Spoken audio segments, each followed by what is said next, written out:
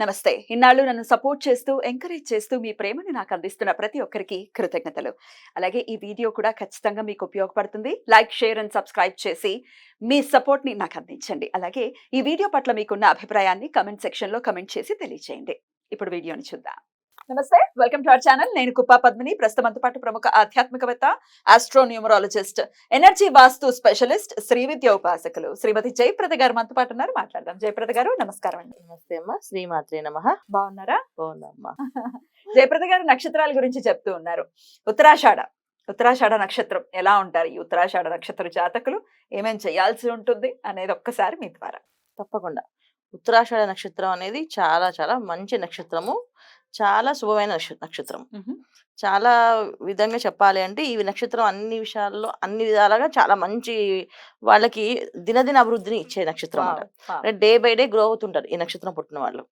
పుట్టగానే అంత అదృష్టవంతులని కాదు కానీ డే బై డే ఒక్కొక్క రోజు వాళ్ళకి పెరుగుతున్న కొద్దీ వాళ్ళ ఆలోచన విధానం పెరుగుతుంది. బ్యూటిఫుల్. ఈ నక్షత్రం మకర రాశిలో ఉంటుంది. Hmm. ఒక పాదం వచ్చేసి ధనురాశిలో, 3 పాదాలు మకర రాశిలో ఉంటాయి. ధనస్సులో ఉన్న ఉత్తరాషాఢ నక్షత్రానికి చిన్నప్పటి నుంచి కొంచెం ఎడ్యుకేషన్ అది బాగుండి చాలా బ్రహ్మాండంగా చదువుతారు. మకర రాశి వచ్చేప్పటికి చదువు అనేది కొంచెం ఆటంకాలు పడతాయి. ఆటంకాలు చదువు కంప్లీట్ చేస్తారు. మొత్తానికి చదువు అంటే చాలా ఇష్టం. చదువు అంటే ప్రాణం వీళ్ళకి. అందుకని వీళ్ళు ప్రతి విషయాన్ని అనాలిసిస్ చేసి చదువుకుంటూ ఉంటారు రైట్. ఈ నక్షత్రం వాళ్ళు. రైట్. సో వీళ్ళకి చిన్నప్పుడు అంత తెలివి ఉండదు. నార్మల్‌గా ఇంట్లో వాళ్ళు చెప్పిన ప్రకారంగా, పద్ధతి ప్రకారంగా ఉంటారు.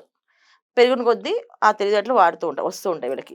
అంటే చాలా మందికి పుట్టగానే పువ్వు వికసిస్తుంది, చక్కగా మాట్లాడతారు, చక్కగా చేస్తారు. కానీ ఉత్తరాషాఢ నక్షత్రంలో పుట్టినప్పుడు వాళ్ళు డౌట్ పడతారు అసలు. వీళ్ళు పైకొస్తాడా? వీడు బాగుపడతాడా అసలు?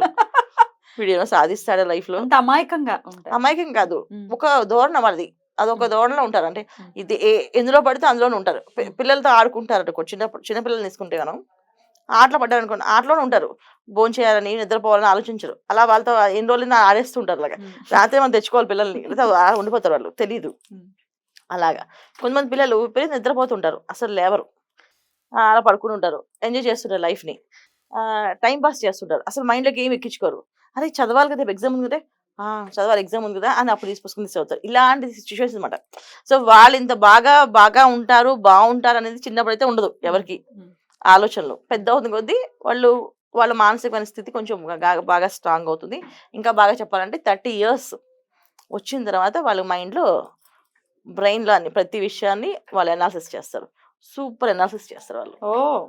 ఏ విషయమైనా అసలు వీళ్ళ వల్ల ఈ పని అవుతుందా అంటే చాలా మంది డిగ్రీలు అప్పుడు చేసేవాళ్ళు ఉన్నారు. అంటే అంతకుముందు ఆ తర్వాతలా ఉంటుంది వీళ్ళ లైఫ్. అంతే.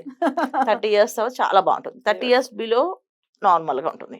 సాధారణ. ఎందుకంటే మకర రాశి ఉన్నప్పుడు ఎప్పుడైతే స్లో. శని భగవానుడు ఆ రాశి అధిపతి ఒకటి రవి నక్షత్రం. రవి నక్షత్రం. సో రవి శనులు ఇద్దరికి పడదు.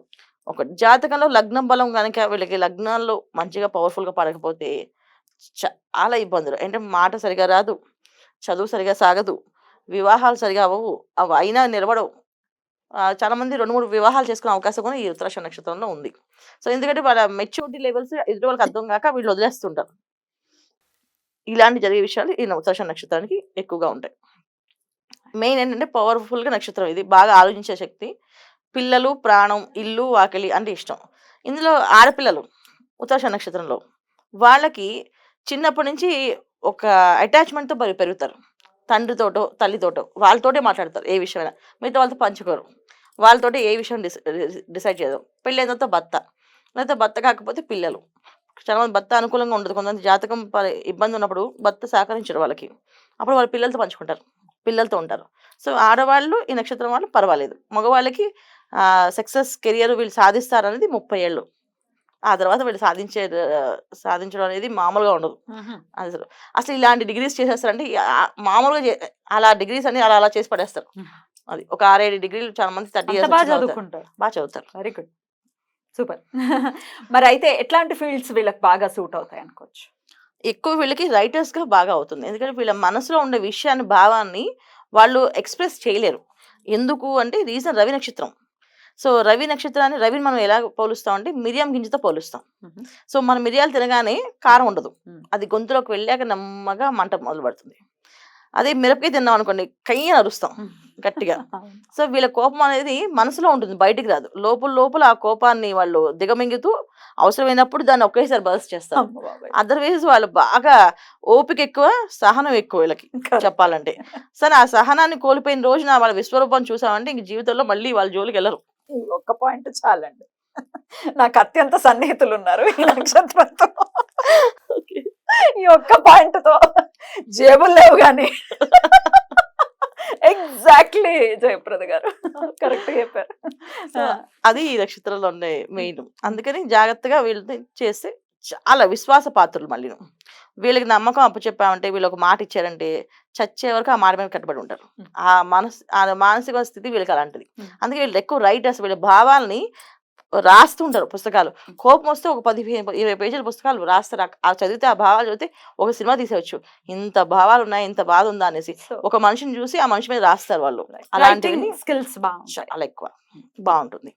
అదర్ దాన్ రైటింగ్ ఇంకెట్లాంటి ఫీల్డ్స్‌లోకి అంటే చిన్న పిల్లలున్నారు. వాళ్ళ తల్లిదండ్రులు ఎంకరేజ్ చేయడం కోసం అడుగుతున్నాను. వాళ్ళ ఇంట్లో ఉత్తరాషాఢ నక్షత్రానికి సంబంధించిన పిల్లలుంటే వీళ్ళు డాక్టర్స్ చదువుతారన్న. డాక్టర్, డాక్టర్స్ మెడిసిన్ చేస్తారు. మెడిసిన్స్‌లో బ్రహ్మాండంగా రాణిస్తారు. హ్మ్. తర్వాత వీళ్ళు ఎక్కువ యాక్టింగ్ ఫీల్డ్‌కి ఎక్కువ వెళ్ళే అవకాశం ఉంది. చాలా మంది యాక్టింగ్స్‌లో బాగా ఉంటుంది. హ్మ్. వీళ్ళు అటాచ్‌మెంట్ తల్లితోటి తంటుతున్నాం కదా! సో వాళ్ళు అలాంటి విషయాల్లో వీళ్ళకి ఎంకరేజ్ చేస్తే చిన్నప్పుడు వీళ్ళు చాలా బుద్ధిమంతులమాట. హ్మ్. మనం ఏ పని చెప్తే ఆ పని చేస్తారు సైకిల్ లాగా. హ్మ్. హ్మ్. చక్కగా వాళ్ళు ఆ పని చేస్తుంటారు. అందుకని వీళ్ళు యాక్టింగ్ గాని, ఫీల్డ్స్ అన్నీ చాలా బావుంటాయి. ఇలాంటి విషయాలు వీళ్ళు చేయొచ్చు. ఆరోగ్యం ఎలా ఉంటుందండి వీళ్ళకి? ఆరోగ్య సమస్య అనేది వీళ్ళు జనరల్‌గా రాదు హ్మ్. వీళ్ళకి.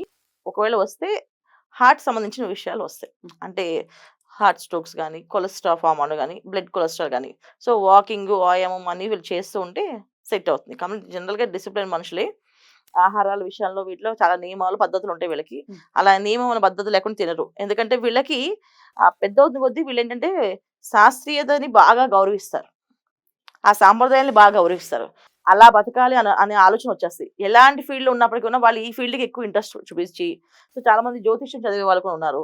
తర్కశాస్త్రం చదివే వాళ్ళు ఉన్నారు. తర్వాత వాళ్ళని ఫాలో అయ్యే వాళ్ళు ఉన్నారు. స్వామీజీ దగ్గర ఉండడం అలవాటయింది. సో ఇలా చేయడం వల్ల ఏంటంటే ఆహార నియమాలు వీళ్ళు ఖచ్చితంగా శాకాహారంలోగా మారిపోతారు. ఆహ్, పుట్టుకతో ఏ ఏ ఆహారం పూజ చేయడం, లక్ష్మీ గణపతి మంత్రాన్ని అనుష్ఠానం చేసుకోవడం చాలా చాలా విశేషమైన ఫలితాలు వీళ్ళకొస్తాయి. బ్యూటిఫుల్. బ్యూటిఫుల్. చాలా బ్యూటిఫుల్‌గా ఎక్స్‌ప్లెయిన్ చేశారు. నాకు ఇందాక చెప్పినట్టుగా అత్యంత సన్నిహితులున్నారు కాబట్టి వాళ్ళ గురించే చెప్తున్నారా అన్నట్టుగా నాకనిపించింది. మరి మీకెలా అనిపించింది? మీదొకవేళ ఉత్తరాషాఢ నక్షత్రం అయితే కామెంట్ సెక్షన్‌లో ఖచ్చితంగా మీ అభిప్రాయాన్ని తెలియచేయండి. థాంక్ యూ సో మచ్ అండి. ఇక నెక్స్ట్ ఎపిసోడ్‌లో శ్రవణ నక్షత్రం గురించి మాట్లాడుకుందాం. నమస్కారం. నమస్కారం అమ్మ. శ్రీమాత్రే నమః.